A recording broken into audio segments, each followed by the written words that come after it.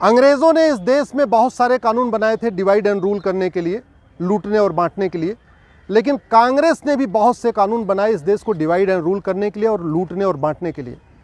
1991 में पहला कानून बनाया प्लेसेस ऑफ वर्शिप एक्ट, और हिंदू, जैन, बौद्ध, सिख के लिए कोर्ट का दरवाज़ा बंद कर दिया।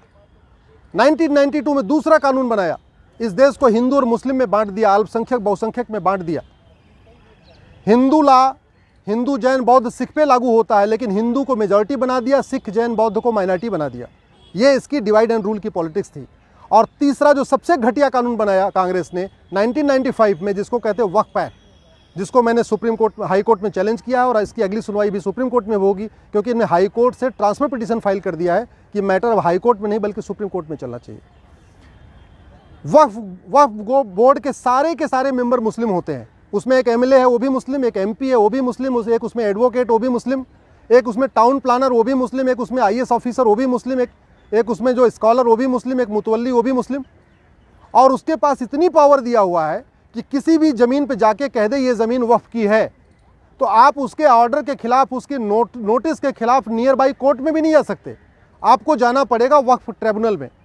कहने का मतलब, अगर मेरठ में या मुजफ्फरनगर में किसी की ज़मीन पे वक्फ बोर्ड कह दे ये वक्फ की ज़मीन है, तो वो मेरठ की कोर्ट या मुजफ्फरनगर की कोर्ट में नहीं जा सकता, उसको जाना पड़ेगा लखनऊ, जो मेरठ और मुजफ्फरनगर से 700 किलोमीटर दूर है, और वहाँ जाके अपनी सफाई देनी पड़ेगी। और सफाई किसके सामने देना है? उसी ट्रिब्यूनल के सामने, उसी बोर्ड के सामने जिसने कहा ये ज़मीन वक्फ की है। तो वक्फ बोर्ड चोर हो गया, वही वक्फ बोर्ड दरोगा बन गया, वही वक्फ बोर्ड जज बन गया, वही वकील बन चुका है। ऐसा कानून हिंदुओं के लिए नहीं है, ऐसा कानून जैन के लिए नहीं है, ऐसा कानून बौद्ध के लिए नहीं है, ऐसा कानून यहूदियों के लिए नहीं है, ऐसा कानून पारसियों के लिए नहीं, किसी के लिए नहीं। केवल और केवल एक कम्युनिटी के लिए कानून बनाया कांग्रेस की सरकार ने 1995 में, वो है मुस्लिम्स के लिए। और इस कानून में इतनी शक्तियां दे दिया है कि वक्फ बोर्ड को नोटिस इशू करने के पहले कोई जांच पड़ताल भी नहीं करना, उसको जहां मन चाहे वहां वो नोटिस इशू कर दे। इसके चक्कर में ये वक्फ बोर्ड वसूली कर रहा है, लोगों को धमकाता है कि हम इसको वक्फ की प्रॉपर्टी डिक्लेयर कर देंगे, लोगों से पैसा लेता है, गरीबों का धर्मांतरण करा रहा है। आदिवासी एरिया में जहां लोग कानून नियम को ज़्यादा नहीं जानते, वहां पे ये नोटिस देता है और कहता है कि भाई एक तरीका है, अगर आपको ज़मीन बचानी है तो इस्लाम कबूल कर लो, मुस्लिम बन जाओ। तो इस तरीके से छत्तीसगढ़ के एरिया में, महाराष्ट्र के एरिया में, या और भी जहाँ पे पिछड़े लोग रहते हैं, गरीब रहते हैं, जिनको नियम कानून ज़्यादा नहीं पता, वहाँ पे ये कन्वर्जन का कारण भी बन गया है। इसीलिए मैं कह रहा हूँ ये कानून ख़त्म होना चाहिए। घटिया कानून बनाना सबसे बड़ा राष्ट्रद्रोह है, और घटिया कानूनों के खिलाफ चुप रहना भी सबसे बड़ा राष्ट्रद्रोह है। मैं इस देश के सांसदों से निवेदन करता हूं, विधायकों से निवेदन करता हूं, इस घटिया कानून के खिलाफ बोलिए।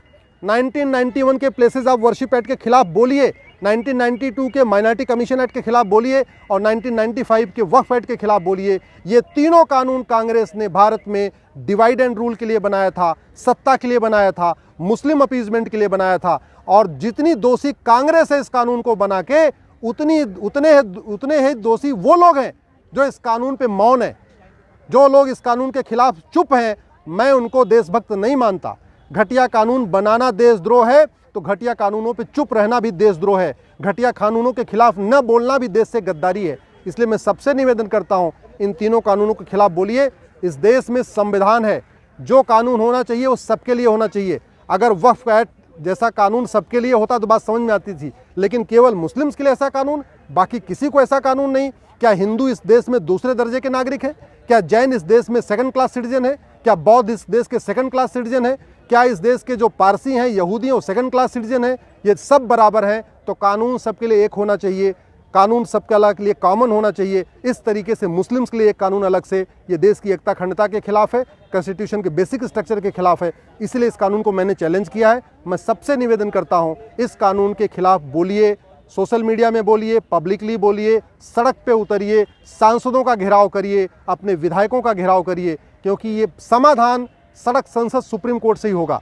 आप अगर सांसद नहीं हैं, सुप्रीम कोर्ट नहीं आ सकते हैं, तो कम से कम सड़क पे उतरिए, इस कानून, इन तीनों कानूनों के खिलाफ बोलिए। 1991 का प्लेसेस ऑफ वर्शिप एक्ट, 1992 का माइनॉरिटी कमीशन एक्ट और 1995 का वक्फ एक्ट, इन तीनों कानूनों को ख़त्म करने के खिलाफ आवाज़ उठाइए।